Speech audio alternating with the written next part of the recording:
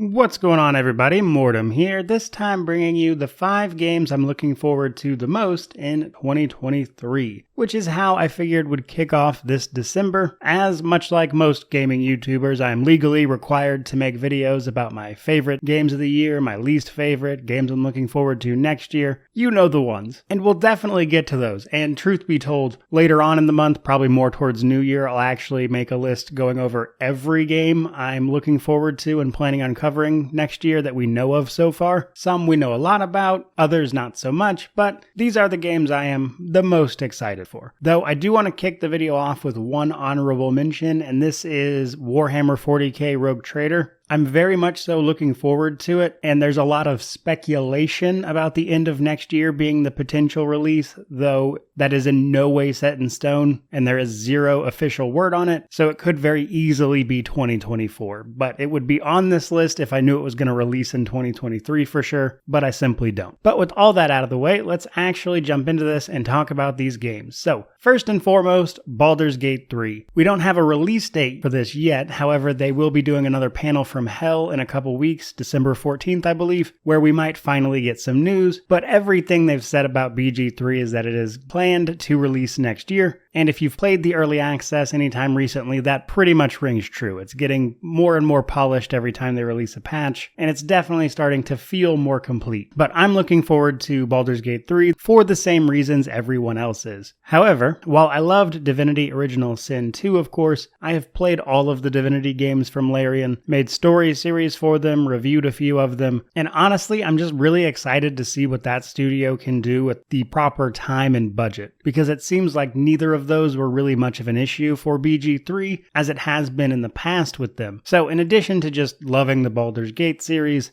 D&D, CRPGs in general, I'm also just really curious about what Larian is capable of when given every resource. But beyond that, the game is shaping up pretty well, and I'm excited to see the rest of it. But that brings us to our second title, and this is Starfield. Like most people, big fan of most of Bethesda's games, even if they do tend to be a bit buggy. And by a bit, I mean a lot. But nonetheless, seeing a new IP from one of my favorite game developers is an exciting prospect, and the overall idea of Starfield is really cool to me as well. Now, there are a few things I think it's worth being hesitant about to kind of trim some expectations in. For instance, it's still Bethesda. I don't think the combat's going to blow anybody away, judging by the gameplay trailer that they put out, or that gameplay demo, I should say. And with there supposedly being something like 1,000 planets, we know a lot of those are going to be empty and thus procedurally generated. And in some cases, there shouldn't be anything there. There are ice ball planets in the real world. It would make sense that an ice ball planet just wouldn't have anything on it. But at the same time, the thought of exploring space, building your own ships, taking part in a lot of the refined systems that they've shown off, it looks like they're going back to some of their more RPG roots with some of their earlier titles with this one, which is of course exciting. Though, something I do think is also worth talking about is that a lot of what we see here technology-wise is likely going to be what they use for Elder Scrolls 6, which is supposed to be what they're working on next. So even if you don't like Starfield at all, if it's not your game, if you're into the Elder Scrolls, I think it would be wise to pay attention to what Starfield does, because we're almost certainly going to see further iteration of it in the next Elder Scrolls. And that brings us to the third title on our list, which is, strangely enough, the only one with a set release date at this point, and this is Hogwarts Legacy, which is releasing on February 10th. I'm looking forward to this one quite a bit, mostly because, like a lot of people my age, I grew up reading the Harry Potter books, was very fascinated and enthralled by that world as a kid, and the idea of seeing that brought to life in like a full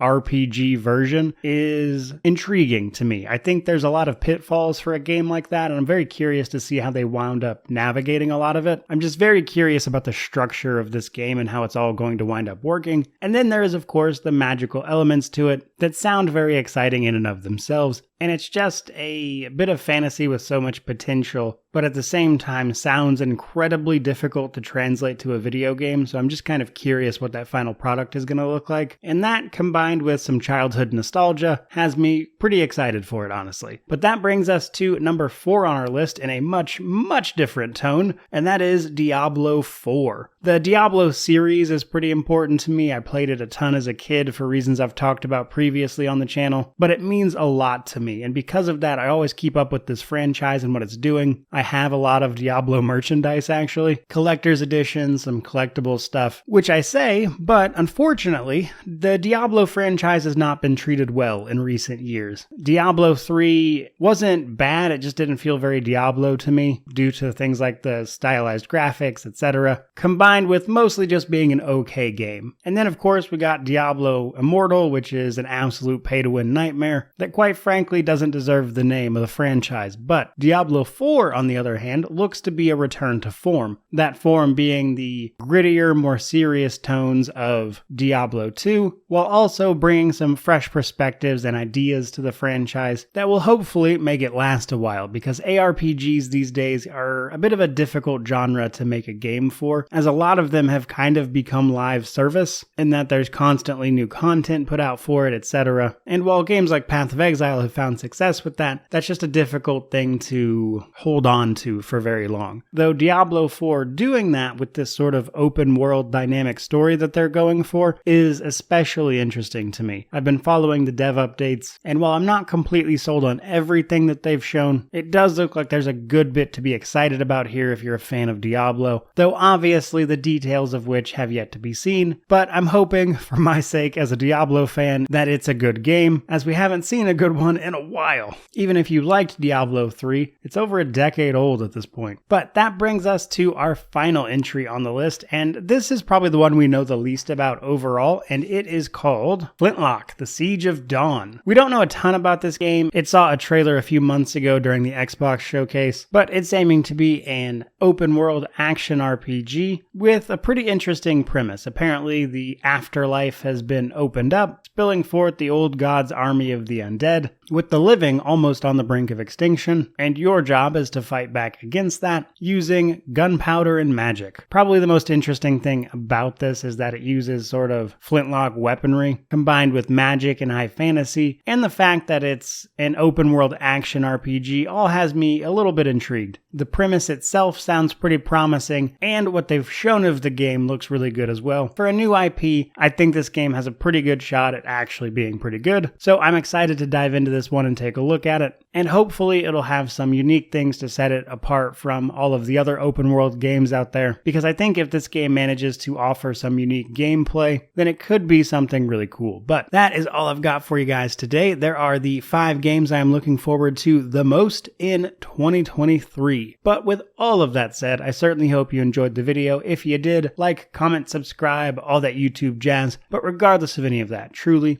just thank you so much for watching. I really do appreciate it. May you wander in wisdom and have an amazing day.